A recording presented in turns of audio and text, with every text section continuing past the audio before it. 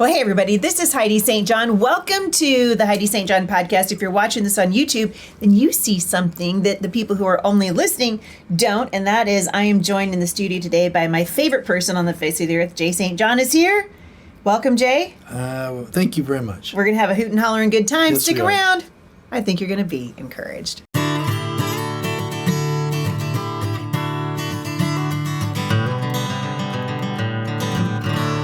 All right, so we do this about once a year, and actually, if the listeners of my show had their way, it would happen a lot more often, but it's hard to wrangle you. You're busy. You're like busier than a one-arm paper hanger. Like, how'd I get you in here today? My office is right next door. Oh, that's how. So we celebrated on September 30th, our 35th anniversary, so happy anniversary.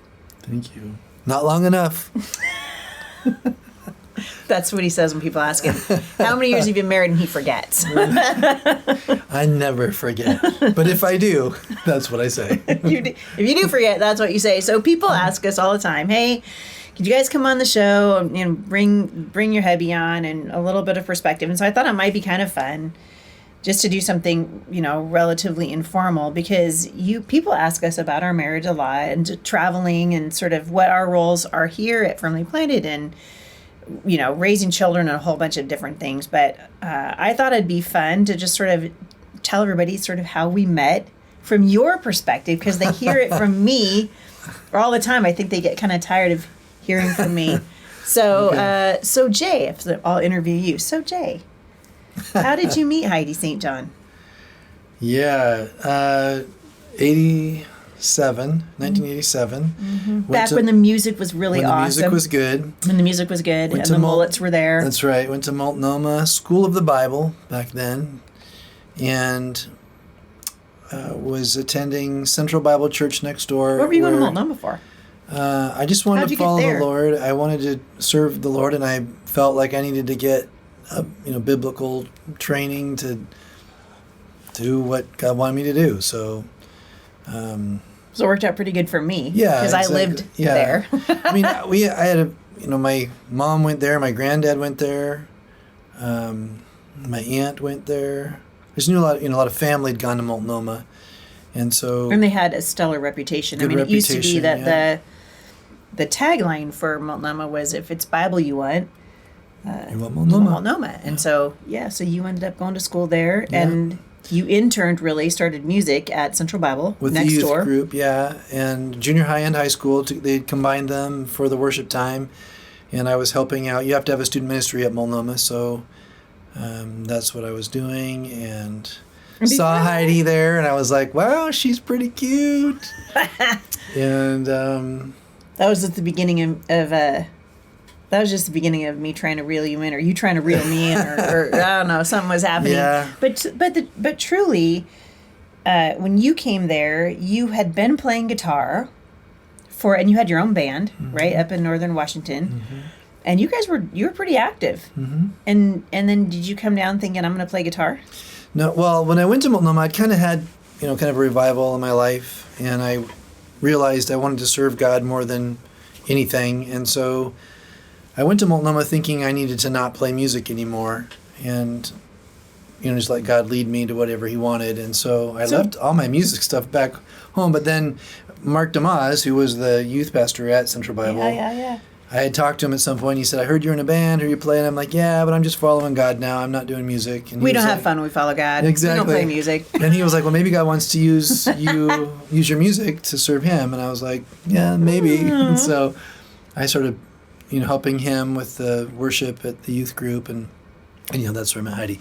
But it wasn't till that next summer at camp at Trout Creek where we started really doing things together and realizing, hey, we had fun. We had fun. We like each other, and we're still having fun. We still have fun. That's very true. I tell my kids, I tell anybody all the time, it's better to start your relationship as friends and have a friendship. I think there's wisdom in that, knowing who the other person is and the things that you like and that kind of stuff. So that's kind of what it was. I remember taking you and a friend up to the aquarium up in Vancouver, Canada, because I lived up close to the border.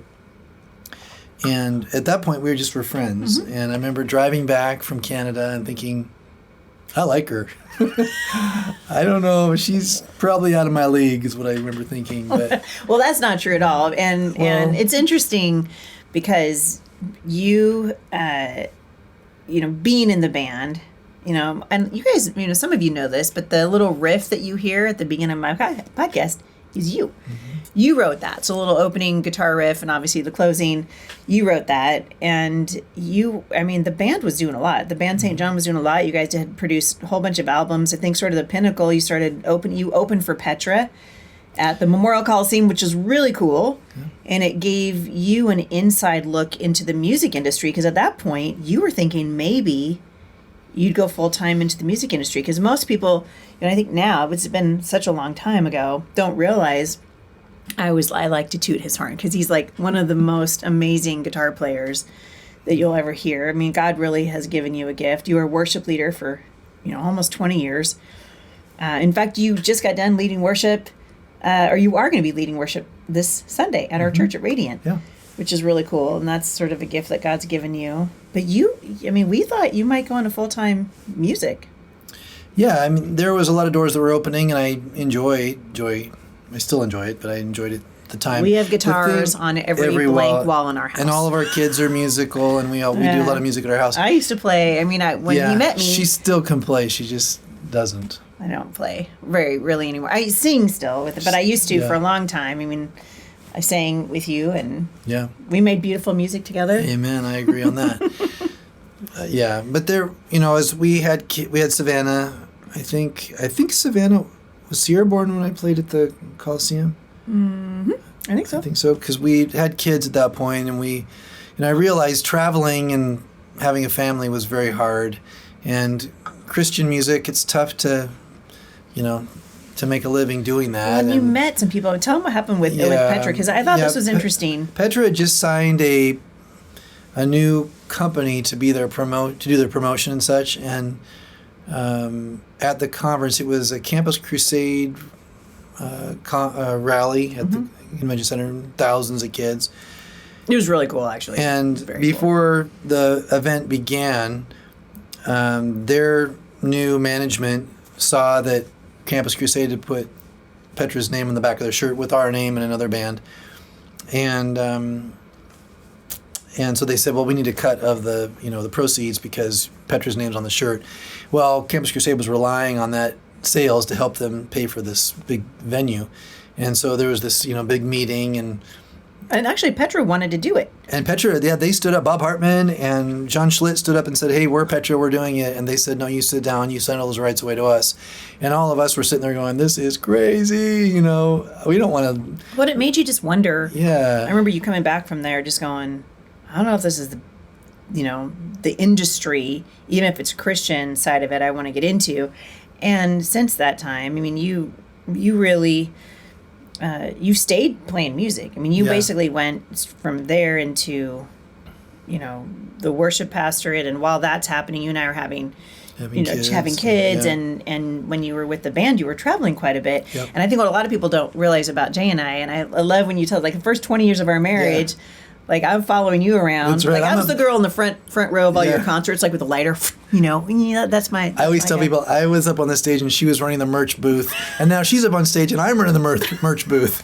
So it's kind of weird, like a little flip. But I don't know if it was Steve Lambert or somebody said to us, what do you do in marriage, and he said, you look to see what God's doing. That's right. And you do what God's doing. That's right. And I think we've always tried to do that. Yeah, and God's blessed that. I really do believe that's true. And I think, if you're not willing to lay things down, that's like I told you before, I grew up playing music. My family is very musical.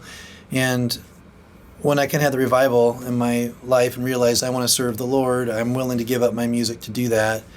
The band up there, I told them, hey, we're going to put this on hold for a bit while I follow the Lord. And And God blessed all that, you know. I think, and that's how we've lived our lives. I mean, it's interesting. I was just talking to somebody this morning here at the center about how God has always, you know, stretched our faith, and he tends to ask us to do things that we think we can't do or outside of our skill set oftentimes. But I said the unique thing, as I look back on our history, is I realize God has used all the things that he's brought us through for what he's doing with us now. It's just really cool how he does that. And it just, there's things that I could not have seen coming. I mean, this place is one of them. I just can't believe we're doing this. So, yeah. And it's such a joy. We pinch ourselves still. Right. Every day when we pull into the driveway here, we both are just like... But it's such a joy because you know it's God, because we didn't force it or make it. It just, we felt convicted about some things and took some steps, and God blessed it. And then it just kept growing and going, and here we are. So I think that's really, I think it's, you know, you want to live your life like that by letting God have your life and letting him stretch and lead you, and he will do things that you will know and will be able to testify God is good all the time. And he'll do what he wants to do. Well, and we have had, you know, I think it's easy for, someone maybe to look at our family now because we have 7 kids. We never set out to have a big family. I mean, I came from a big family, and I know that it was always in my heart to have at least 3 or 4, maybe I wanted 4, I can't remember. And you came from a small family, right? Just you and your sister. Yeah. And so when we started, you know, dating, we were talking about, you know, eventually, of course, started talking about, you know, getting married and whether or not we would get married. And I remember you just talking to me about how you kind of like this neat package of a little family that you had. And I was just like, that's so boring. You remember that conversation? Oh, absolutely. No, I was pretty passionate about it because I really thought, you know, kids would make you poor and would chain you down. And they probably do. And they do. But I learned as we went along, as our kids would grow, and I realized, I look at our family and go, I love our family. I love our kids. I love what we're doing. There's a richness and a blessing here that the world doesn't really talk about, maybe because they don't really know how to appreciate it. I don't know, but I recognized, you know, I love what we do as a family and how we are as a family. And was there a moment when you thought that your mentality or what you thought the direction the Lord would take us with our family, the number of kids that we had, that you felt like your heart was changing toward having more kids? Was there a moment like that, or did it sort of happen gradually? Or well, I do some poignant times in my life. I remember when you wanted to have more than 2. Dude, I legit straight up begged for the 3rd. I really remember this. I don't know why this stuck in my mind so much. I mean, I'm so bored if we But only have 2 finally, kids. I remember saying, okay, we can have a 3rd, but that means we have to have a 4th because they have to be in pairs. Like, what difference does that make? But anyhow, it seemed important. But I remember... It's funny because we end up with 7. I remember standing in the kitchen. You were in the living room, and I was, you know, talking to you, and I remember holding my hand out and saying, I will not have 5 kids.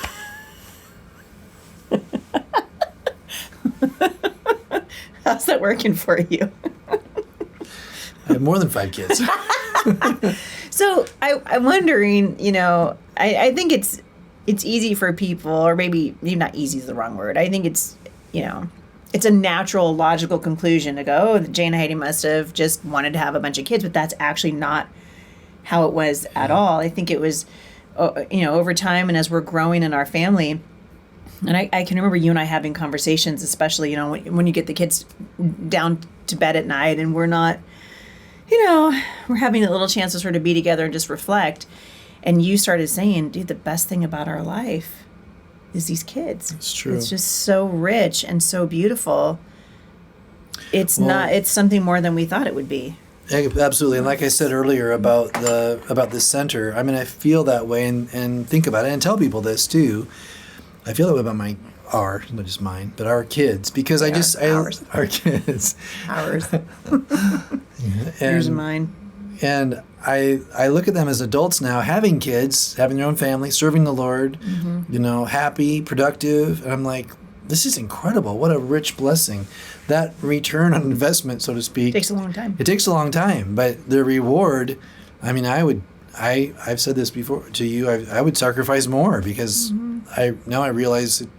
But again, society and our world doesn't think that way. I mean, how many times did we hear people say, you know, how many kids are you going to have? I mean, do you know how that happens? Oh man, how many times we hear people say, I mean, well, we started saying, yeah, we do, we like it. That's right. It's fine. You know, I mean, what is it?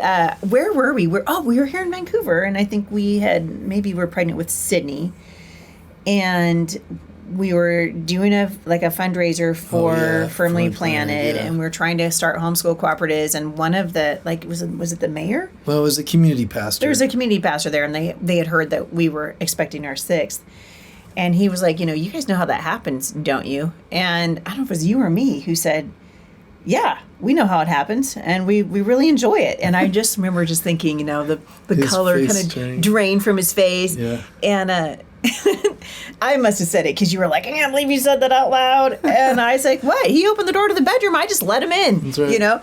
But the truth is we began to see the richness of family life. And even when it was difficult, it was still, there's something miraculous that God does because, it's sanctifying. Yeah. I mean, I don't know how many times, a lot of people have not known us for a long, or maybe they just know about you and I because of the podcast or because of speaking or whatever, and they weren't there for all the years when you could come home from work and peel me off the floor with the spatula and don't give up, Yeah. Yeah, I mean, it reminds me, people say all the time, you guys just came out of nowhere. I'm like, what are you talking about? We've been doing this for 20 plus years. Yeah. It's like, it's been a long journey, but I mean, I do think, like we were saying earlier, God has blessed us so much, and I'm so thankful.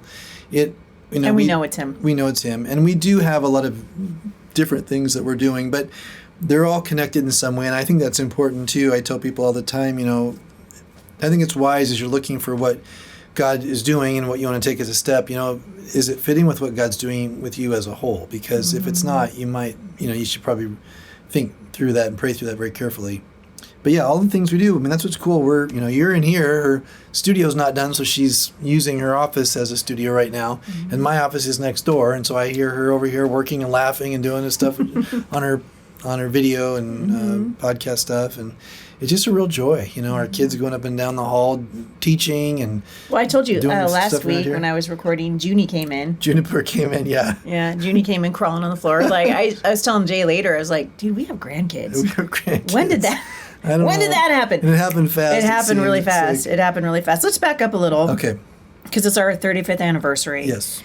Everybody that's listening to this, who's been listening to me for any length of time or read anything I've ever written, knows that I came from a broken home, a pretty bad environment. You came into that environment. Yeah. Were there really in the when it kind of reached the apex, because you were there when my parents separated, and of course eventually they got divorced, and that was rough. And I don't think that you could have known, how much that would have affected me. Or I couldn't have known either. It was all I ever knew was this, really high stress environment that I grew up in, massive dysfunction, lots of abuse. And then you and I get married, and we were both babies, I was 19 when you married me, and you were just 21. And we couldn't really have known, I think, that transition from that environment into this one, but the Lord was really faithful to us. And I hear people all the time who will say, they'll look back and they'll go, well, that the circumstances that we came from determined, it was the determiner where we actually ended up. And I just don't think that has to be the case at all. But I know that it was a wrestle for you at some points along the way. Oh yeah, I mean, there was a lot of times when I was thinking, what are we doing?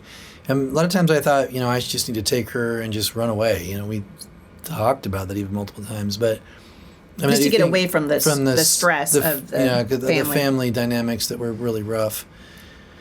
And but I strongly believe that a lot of what you went through personally, and then we went through once we first were married. I think God's used those things to do this, and to for you to be able to speak out of that past is a unique and it's a powerful witness of the Lord's redeeming power, and also that like you were just saying, your circumstances don't dictate that this is how it's always has to be, or who you have to be.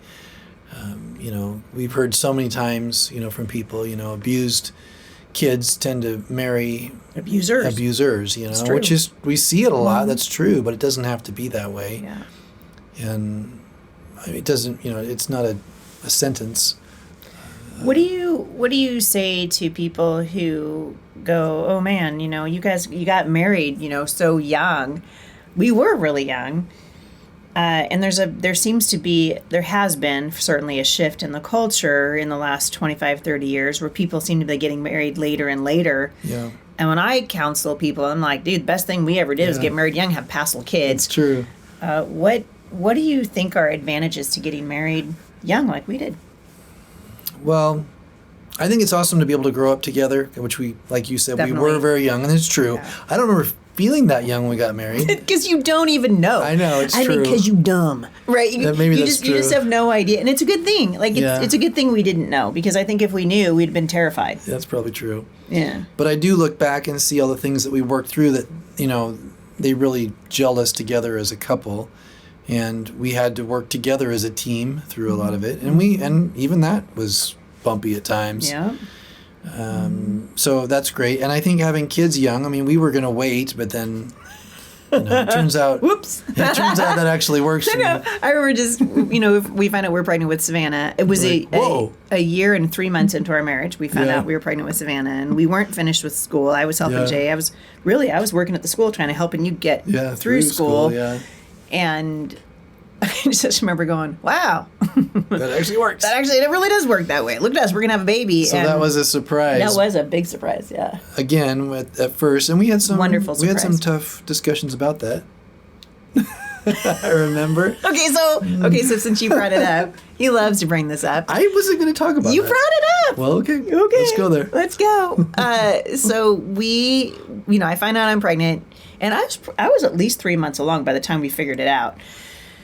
And so, obviously really hormonal, kind of scared. It was kind of scary. And Jay and I were having this discussion, like, what are we going to do now? Like, you've school and blah, blah, blah. And dad, you're not dad. And Jay said, well, of course, we'll put the baby in daycare, and then you'll go back to work. Isn't that what everybody does? Isn't that what everyone does? And I was like, oh no, we're not doing that. I'm not putting her in daycare. And Jay's like, across the room, maybe 10 feet away from me. Because it's like a core memory for both of us now. And I'm so mad at him. He's like, well, no, of course we're going to do that. Because I need to finish school and you need to keep working. And I was so mad. I thought I kicked my shoe off at him. And I thought, I'm like, no, I don't want to do that. And I kicked my shoe off at him. And I was like watching it in slow motion, right? The shoe just flies up through the air. It's like, whoo, whoo, whoo. And I was like, ooh, trajectory's off. Bam, hit him right in the eye. Right, it hit you in the eye. Yeah, it did. Man, he milked that for all it was worth. You milked that for... He was like, well, I see I can't reason with you. I see you can't be reasoned with. You did everything but get a steak out of the freezer and stick it on your eye. I don't think you did that. Yeah, that was rough. But this is what, we're young. I don't know how you do this. How do you pay the bills and have a kid? And I don't know. Yeah, it turned out we worked a lot of jobs. We did. I worked nights at the hospital, and we were working. For goodness sake, we had hustles, and then we had side hustles, and then we hustled some more. That's right. Prayed a lot and cried a lot. We'd pass. I'd come home, and she'd go to work. Mm-hmm. It's just Yeah, I'd be like, "There's a lasagna in the in the oven, and it's got about 20 more minutes left, and I'll see you at 1:00 in the morning." And then I'd go to work the night shift, and those were some lean years too. They shaped us. I think made us really thankful. Yeah. I always tell people I'm really like the fact that we made it to 35 years and he's put up with me this long is no joke. It really is. It really is a testimony to the Lord, and His faithfulness in our life. And we've had some low points too. Yeah. Some really, really hard things that we've weathered, largely coming from external forces. Yeah. Just on our family and things like that. But then also maturing and things we had to learn. We had to learn how to work through things together. A lot of forgiveness. I remember a quote from Ruth Bell Graham that said, "A good marriage is the union of two forgivers." And I think that's true. That probably is true. Yeah, there's a whole lot of swallowing your pride and going, okay, I got to figure this out. I care more about our relationship and the longevity of our relationship than I do my need to be vindicated or proved right. That happens a lot. And usually when I think I'm right, it turns out I'm not right. That happens a lot too. I was just going to say, usually when I think I'm right, it turns out I'm not right. So true. But it kind of, I mean, a lot of it's just swallowing your pride and going, okay, what do I want more? Do I want to live in harmony with this person, or do I want to just be like, no, I'm right, And usually when we won't yield, that's when things get difficult. When you look back at, I'm just going to keep throwing questions at you because they hear me all the time and no one cares about what I have to say. Everybody wants to hear what you have to say. When you look back at like some of the things that you have looked forward to, like when what would you say these are some of my favorite things about being married? Well, as I mentioned earlier, I really just love the friendship that we have. It is pretty fun. It is pretty fun. We have fun. I do love dreaming. Like we like to dream. We talk a lot about what if we did this? We're like window shoppers in the mall of life. I mean, some things we dream about we just are never going to do, but some of them, a lot of them, obviously, have come to pass. It's like a Dr. Seuss story. Maybe we could fly a jet. Maybe we could, maybe we could start a homeschool resource center. So I think that really is way up there for me. And again, that's what I remember thinking when we were dating. I was thinking, I just love having fun. We did all kinds of fun stuff and dreamt about stuff and wrestled with things, and we've just done that all of our lives. You had a little bit of it. I don't see it as much anymore. I'm trying to get it back. But he had a pretty big goofy streak that I really liked, and you were a lot of fun. Like we did kind of goofy things. Yeah. Just kind of silly, but I felt life is hard. You gotta be able to laugh. I mean, I think that's one of the things I love about you. Is like just the ability to sort of laugh about things, because been a lot of things that have happened to us that if we hadn't been able to sit back and get some perspective, it could take you down a pretty rough road. Yeah. Well, and I think our dreaming and scheming and stuff. I mean, it's taken us down some paths that have been. A lot of people have thought you guys are crazy. I would never do that. It's true. It's so true. We bought a broken down motorhome and it's true. Fixed it all up and headed out on the road with all of our kids. Actually, our kids and 2 other kids. I don't know what we were thinking.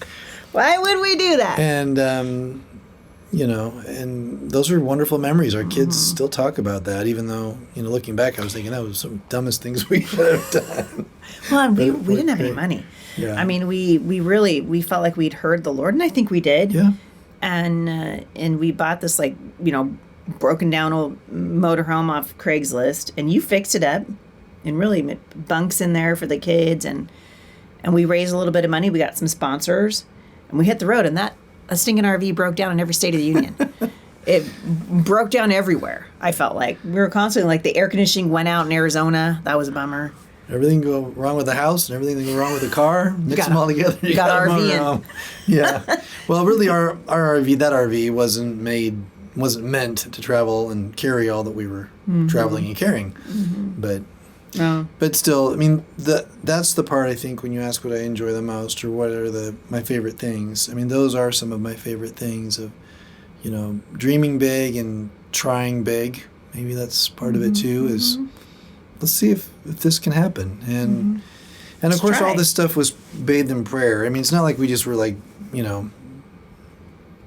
risking everything and throwing every caution to the wind. We were praying it through, getting counsel, looking at what God was doing, how could we maximize impact with what God's doing with us. I mean, we discuss those things all the time. And, for the most part, God has blessed and led us down those paths. So we've certainly had our share of missteps, and we certainly have our share of, letdowns. Usually they're people. We've had people trouble. Too people-y. Too people-y. Yeah. But for the most part, I think it's been great. I look back too at I can't remember what year this was, when I went in for just a regular ultrasound. And I was by myself, and they couldn't find a heartbeat. I remember you're living in Mount Vernon at the time, and you were pastoring up there. And remember just meeting up with you and just feeling, that was the first time that had ever happened. That we'd announced it to the church. We told everybody we're expecting a baby, and then we lost the baby. So it was after Skylar. So in between Skylar and Spencer, and that was rough. Yeah, I mean, just rough. trying to, and the comments that people would say. People say dumb things. I think because they're trying to be helpful. Yeah. I try to I don't think they're being no. mean. They just are saying things you're like, really? That's not helpful. Really, that wasn't helpful. Yeah. And just learning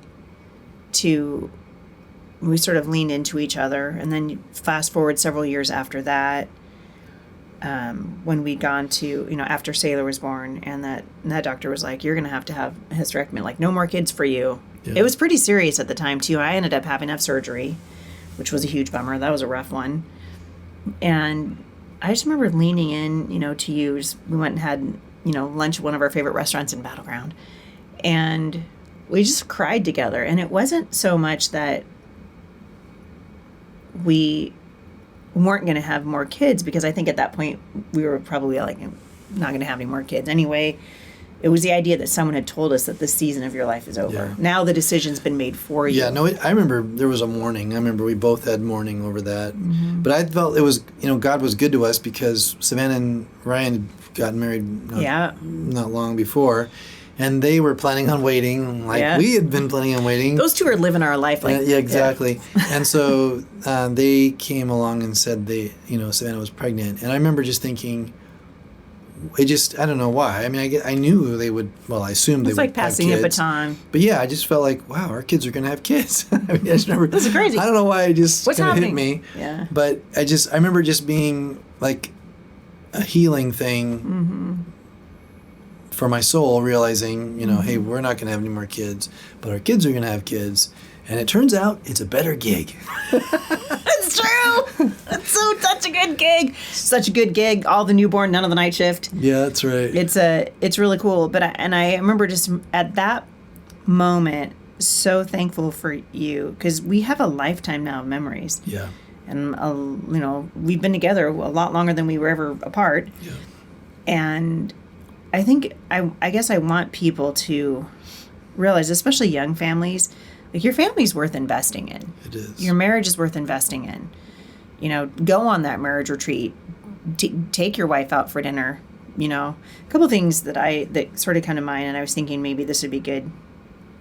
Because people ask us a lot out on the road. Well, there's two things. I'll start with this one. What is some counsel that you would give to husbands? Like, these are some ways that you could really love your wife well. What are some things that come to mind? Well, I think one of the things that I know you really responded well to was when you felt I had your back. Because I remember early on in our homeschool years not really knowing what I could do. I'm working full-time, you're homeschooling, and I don't know for sure what curriculum to use or what to do. Mm-hmm. But I remember when we started meeting and praying and reviewing how our family was doing and kind of planning a trajectory for the year, and that made it. And I remember also you asking me about curriculum, especially math, and I'm like, everyone knows Heidi has a hate relationship with math curriculum. But the thing that really struck me after that was, your attitude or your outlook changed so much after that, and I was thinking I didn't really contribute very much because I didn't know what she should do. But just having sounding board, talking it through, and for me to go, look, honey, you know what these things are, and if you want to send me information, I'll look it up or whatever. But I think what you're doing is great, and I did. And you didn't check out. Yeah, he could have checked out of the conversation and been like, hey, that's not my area, but you didn't do that. No, and also I recall. I recall you, not that I gave you the right answer or had, the wisest thing to do, but that encouraged you enough to know that I had your back and to feel like, I was part of the process, even though I'm not that much a part of the process. Yeah. So that really helped. And frankly, he would say, we had a baby, but what he really meant was, she did. I had a baby. But frankly, even in it, it pulled me into it more because then I did start learning about curriculum and about how it worked. And actually, you did do it for and then I ended up doing 4 it, months at a time when I wrote the first book. And I was terrible at it. And you weren't terrible at it. I do remember coming home though. The way I do homeschooling was very different than how she did homeschooling. Now that I don't know if it's better or worse. It's just very different. Someone had given us. I didn't homeschool my kids. Someone had given us free office space. And so I went down there during the day to sort of try to get this book, the manuscript written, and you were homeschooling the kids because by this time we had started the nonprofit and we were poorer than we'd ever been because we put the non in nonprofit. And we're trying to start this nonprofit, trying to talk to people about the importance of education and also of marriage. And I felt like my first book to homeschoolers needed to be about marriage because it's like if you can't get the marriage piece right, everything else is really for nothing. Yeah. And that was so important to me, having come from a broken home and generations of broken homes in my family. And so I went to work. I went into the office to work on the manuscript where it was quiet. And I'll never forget coming home that very first day. And Jay meets me at the door. Usually it's the other way around, which I've been doing this for 10 years at that point already homeschooling. I get to and I set up didn't I set up the box system? Yeah, it was is it shoebox? Yeah, it was like shoebox method. So everybody had a shoebox for sequentially. They're in a row in this rack, and each one of them would say how much time was to be spent on each one of those activities. And so it would be like math, and then it'd be a craft, and then it'd be writing, and then it would be go have your lunch. Yeah, or something. I tried to make it as moment by moment for you as I could. Which was great. Actually, it worked really good. The problem was I just realized, I'm so great. I'm very, singularly focused, and so I remember having all the kids that are on the table, and each of them doing their shoebox step at that point. And then one of the kids asking me for help, and I'm sitting down, oh yeah, this is how this works, blah, blah, blah. And I look up, and there's no other kids at the table. They're all gone. And I look around and not to be seen anywhere. So I yell, and I'm chasing them down. What are you doing? Get back at the table. What's your next shoebox, whatever the thing was. And so they all get back around the table, and I start doing it again, and it just kept happening over and over. I'm like, how do you wrangle these kids to stay focused? Because they won't. I just can't keep tabs and keep multiple kids going at the same time. It was so vindicating for me to come home from writing that day, and Jay meets me at the door, and he goes, the first thing he says to me is like, how have you been doing this for 10 years? Like, this is actually a lot harder than you're making it look. And yet the just encouragement, because it wasn't it didn't take me that long to write the book. Then we sort of went back to what we were doing before. It wasn't that long after that you'd come home. That's the story I share so often out on the road, where Jay came home from work and I was like just a sobbing, mess. Just, I didn't have dinner. The kids had not listened to me that day. They'd been sort of disrespectful. They couldn't get their stuff done. They lost our math books for the 400th time in a row. And I was like, nothing I'm doing is working. Here I am, I've got 6 kids and nothing I'm doing is working, and I don't like being a mother. And I called Jay, and I was like, you need to come home right now, because if you don't come home, there's going to be a homicide or suicide, but somebody's going to die. And he was like, oh, be right there. He gets home, and I am just a mess. And I'll never forget, you just leaning down, and I'm on, crying on the couch, and you were just like, Heidi, you should look at me. So I finally, make eye contact with him. And he was like, I love that messy thing you're doing with your hair. I looked like garbage. I mean, to tell you, I was tired and frustrated. And you just started telling me, I love the spit up on your shirt. I love the smell of spit up in the afternoon or whatever it was you said. You said, I love those yoga pants. You can wear them. You can wear them every day. And I was like, you do? Like, lie to me, honey. Like at this point, I just know he's lying to me. And he's just telling me all the things he loves. And he's reminding me, you don't see the progress that's being made every day. Mm-hmm. He said, he was telling me that I didn't see it, but he said, yeah, I see it. You said, I see it. And in that moment, because at this point, like we both knew, like, especially when he was telling me he liked the messy thing I was doing with my hair, we both know he's lying, but it didn't really matter because what you were doing was you were just encouraging me not to give up. Yeah. And you made me want to be a better mother. And I think it's really important for husbands, I think, especially, your wife doesn't need to hear, about how the house is messy and you didn't start dinner, and she just needs to hear that she's doing a good job and she's doing better than she thinks she is. And that was the kind of the gasoline in my car that made me get up the next day and do it again and do it again and do it again. And somewhere along the line, 35 years of that do it again. Here we are. Here we are. Here we are. It's kind of amazing. It is amazing. Marriage, it's worth the effort, and it does take effort. And you'd asked about things to encourage dads with. I mean, something else that's just really been on my heart recently is just the responsibility that we have as dads for the family. And I often think, I don't know what to do, kind of like what I shared about homeschooling earlier, but I know I need to figure it out. I need to do whatever it takes to encourage my wife, encourage our family, help our family get back on track. And, I don't think that's talked about very much in church or from dads. And so I just want to encourage all y'all just to, follow the Lord and encourage your wives. And, being the head of your house doesn't mean that you have to have everything figured out or even be right about everything, but it does mean that you're responsible for where it all goes.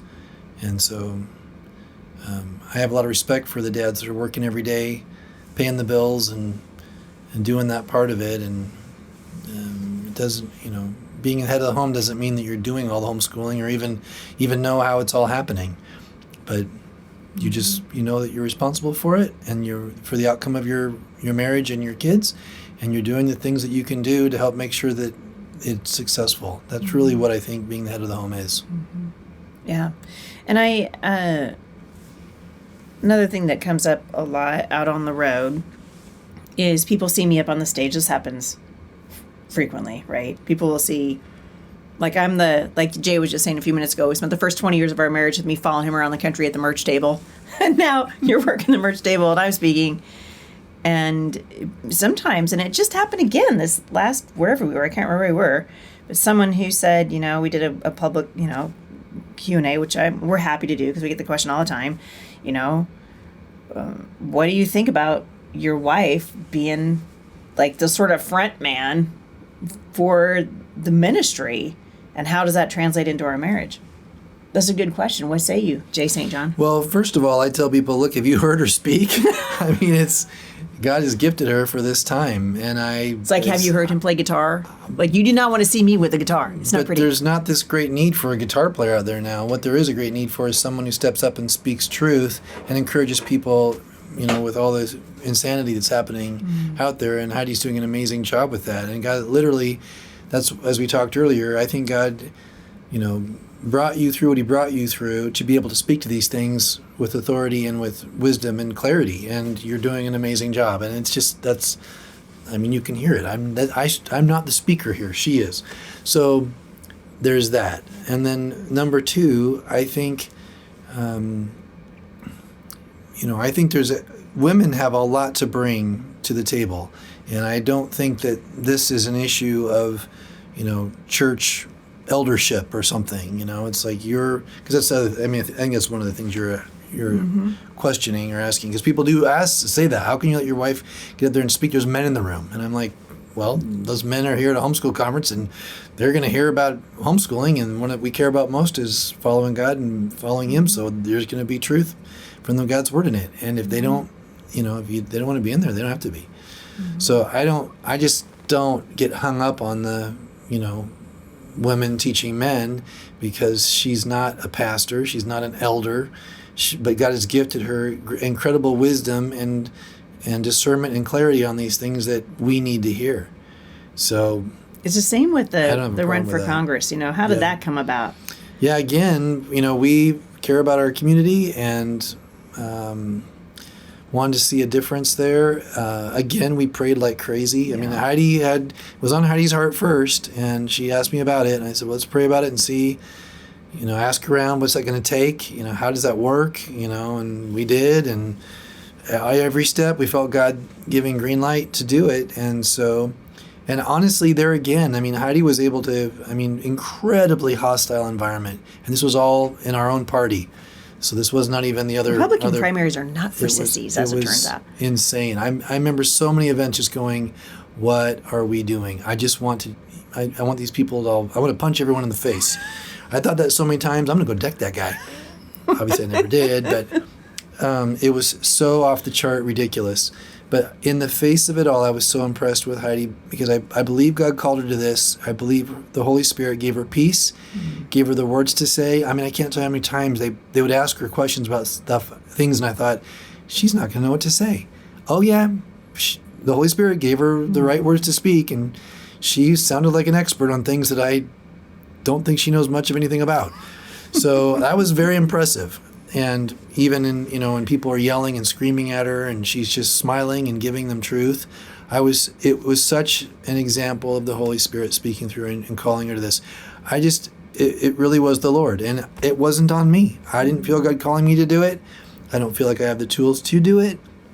I mean, again, I've told the Lord many times, I'll do whatever you ask, but I mean, I don't know. To me, that's a whole lot farther than what I didn't think I could even do. But she did amazing, and I'm proud of her for it. And yeah, I mean, I didn't feel threatened. I mean, I wasn't. I think that's kind of the thing. I think people assume that because I'm sort of the face of the St. John family in a lot of respects, that somehow that's translated into our home. Yeah. And I'm like the leader in our home, which I'm like, man, you guys do not know Jay. you must have missed the memo. And I have never had a desire. I'm so thankful for the leadership that you show in our home, and I think our children are who they are in large part because of your leadership and the way they watch you love me and lead well in our home.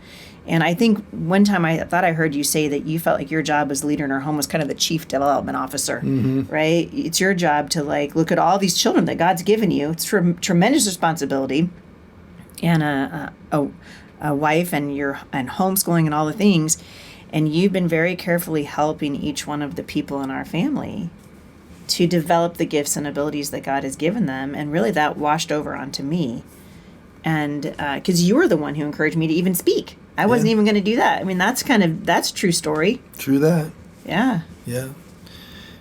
Well, I want to go back to the political thing because I thought of something else. I remember sitting in some of those meetings and praying like crazy about, how poorly I felt, it was going, or the people were mistreating you or whatever they were doing.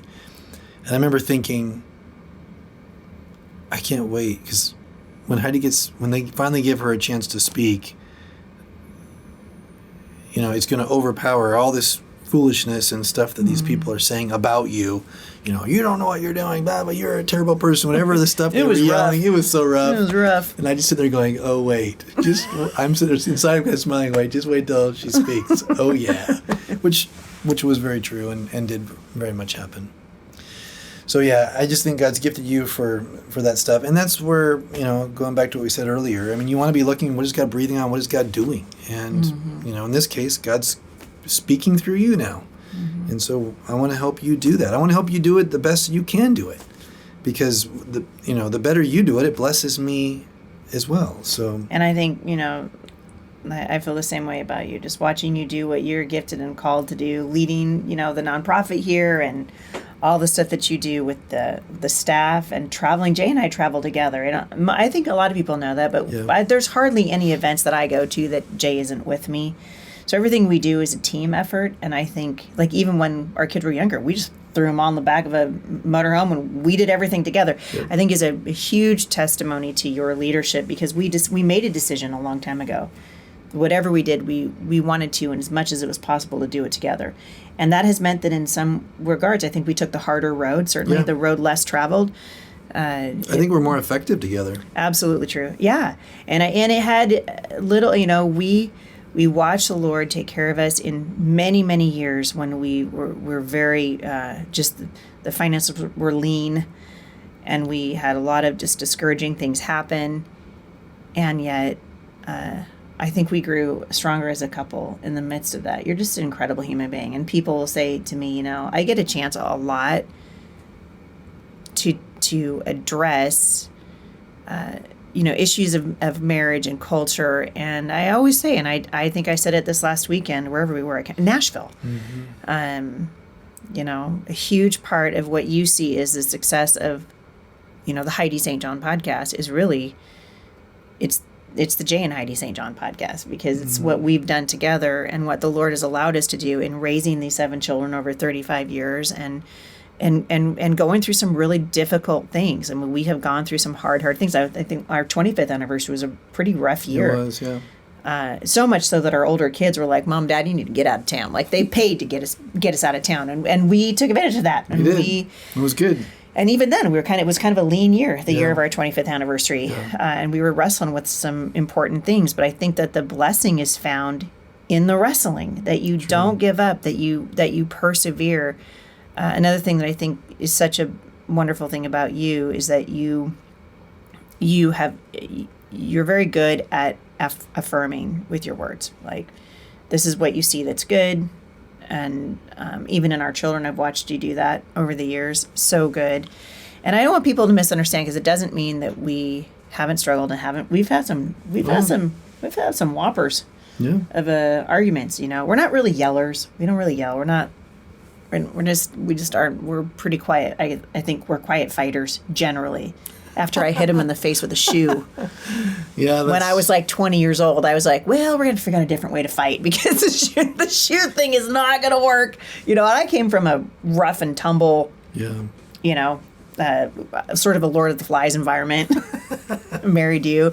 So last thing I want to touch on, and there's just so many things, is the importance of sex in marriage. You and I have taught on this. We have done, we still do. And if you guys are interested, we do, marriage workshops all over the country. It's something we love to do. And obviously I have written about marriage extensively. Somewhere along the line, I turned into like the Dr. Ruth of homeschooling. I think it was because of the book, the Busy Homeschool Mom's Guide to Romance, which if you guys haven't picked up that book, you should. It's not really about homeschooling as much as it is about marriage. And when I wrote that, it was after my brother and his wife divorced, and it just sent shockwaves through our family. Your grandparents died. Yeah. Oh yeah. My grandparents died. That was a rough year. Yeah, it was rough. There's a season in there that was really, really hard, but covered a lot of just the basics and what I think is so precious in marriage.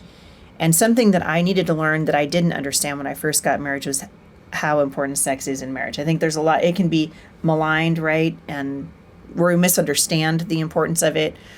Or, I've had women say to me over the years, because you've been standing there, sometimes Jay's, at the merch table and doesn't realize that, the woman who's talking to me doesn't realize that he can hear you. And she would say, I don't know why this is so important. My husband can take care of himself, blah, blah, blah. And I'm like, boy, you miss out. Sex is like glue inside of a marriage. That's right. And I don't know a better way to describe it so that people understand. Don't put that part of your marriage on a shelf. Yeah. It's important to nurture it. Well, for sure, there's a difference from both of us, besides just physiological. But, I think even relationally and spiritually, probably. Mm-hmm. I do think sex is, it's designed by God. There's some supernatural stuff going on that we don't even understand. Mm-hmm. But I for sure know if that's doing well between us, we're doing a whole lot better. Absolutely. And everything else. It literally is true. If that's not going well, it just seems to permeate every part of our marriage and our life. So I do think it's, very important. It's just, again, it's that being committed to one another, taking care of each other, looking out for each other, building each other up.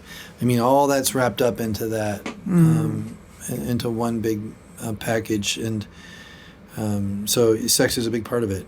So, And I think over the years, of our marriage, of our friends whose marriages didn't make it, and there are lots of them now, it's almost always a factor. Yeah, absolutely. Almost always is a factor. Yep. And, women will say to me, well, it's not that big of a deal, and my husband doesn't care. And my response is, if your husband doesn't care, something's going on. Something else is going on. Something else is going on. And you have to be willing to, you have to have, I think, sometimes hard conversations. I think, I wrote about this, and I teach about it sometimes, but, I think really early on in our marriage, especially when our kids were little, and you would want to have sex, and I'd be like, oh no, I'm so tired. Like no one else can touch me today. Like I've just been touched enough, especially I'm breastfeeding, and, I got kids pulling on me all day long, and then Jade give me the look, and I'd be like, oh no.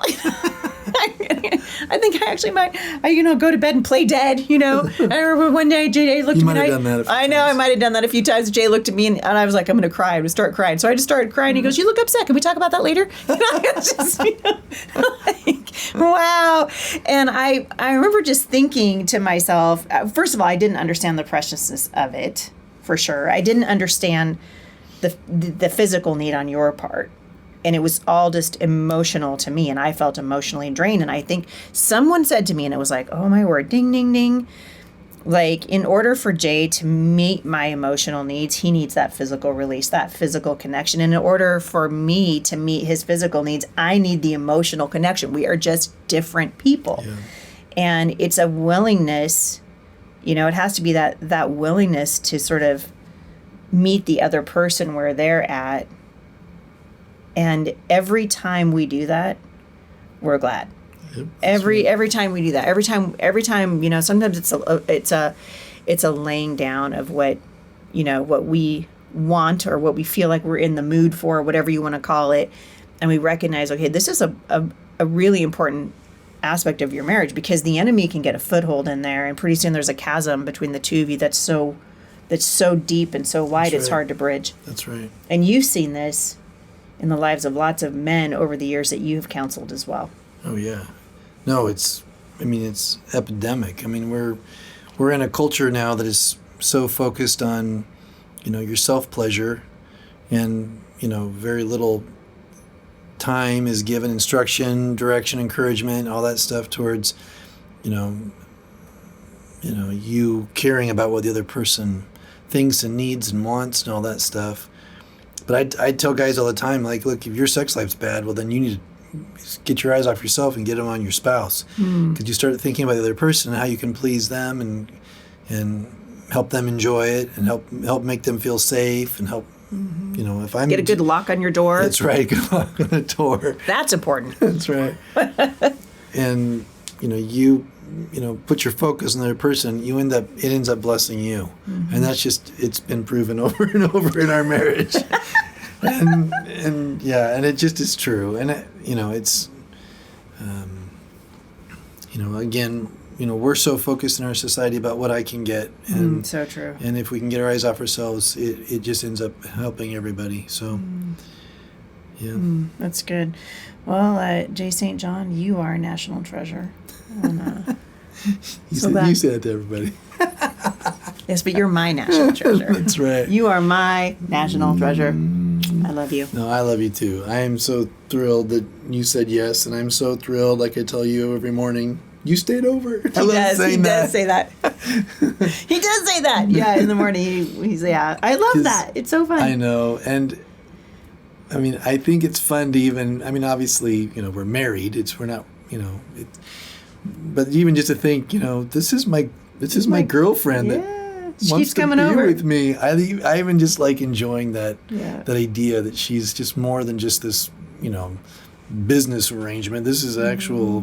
Mm-hmm. This is a commitment, and this is a union, and it's blessed by the Lord, and there's all kinds of supernatural good stuff wrapped up into it that I don't even understand. All I know is it's good and wonderful, and I want more of it. Me too. Well, we're still having fun, and you're still the one. So thank you. Likewise. I'm glad you stuck with me for 35 whole years. That is crazy town.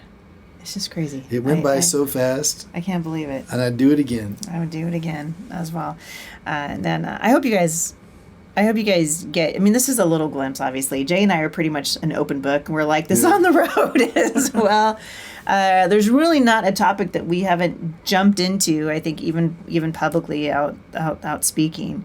But I think our heart in seeing, and showing you guys this side of our family and of our marriage is to say, if the Lord can take a broken 19-year-old girl and pair her up with a rock and roller who's 21 years old and give him 7 kids and ask him to homeschool him, particularly when I can't keep houseplants alive, it really is the principles of God's work that work. And when you honor what's in God's word and you lay your life down for the other person, beautiful things happen. Amen. And you're a beautiful thing that's happened to me. Oh, so thank you. I'm super thankful. Yeah. Me too. I'm We should go very out for grateful. dinner. Let's do it. We should go out for dinner. I think we have a free night tonight. That'd be good. I think we should go We out. never have a free night. I know. Sun's out. Rain Yeah. stopped. Yeah, we should do it. I think we should go to the river. I like going out with you. Let's do that. Let's do it. All right. All right, you guys. There you go. There you have it. We're going out for dinner. We're going to leave you guys to the rest of your day. Thank you for listening to the show. You guys were coming up on 26 million downloads here at the podcast, which is a lot of fun. A lot of years that you were the sole engineer and the guy who wrote the jingle and the guy who figured out the cameras. And, the Heidi St. John podcast really is the Jay and Heidi St. John podcast. And we thank you guys for listening and for being part of our lives. If you'd like to respond to the show or reach out to me, you can do that by going to HeidiSt.John.com/mailbox Monday. Don't forget to join me starting in just a couple of days for a brand new Bible study over at Faith That Speaks. It's called Kingdom Culture, Bringing Heaven to Earth. And I think you guys are really going to love it. I ran a lot of it by Jay, actually, as I was writing this study. I think you guys are going to love it. We're definitely talking about all the things you would think that Heidi would talk about in a Bible study like this. So I think you guys are going to love it. And if you'd like to find out more about Firmly Planted Family, go to firmlyplantedfamily.org. You can learn about our resource center and about starting one in your community. We've been helping groups around the country do that. And I do think this is a tool that churches could be using. The church isn't, for the most part, not doing much in helping families educate their kids and disciple their kids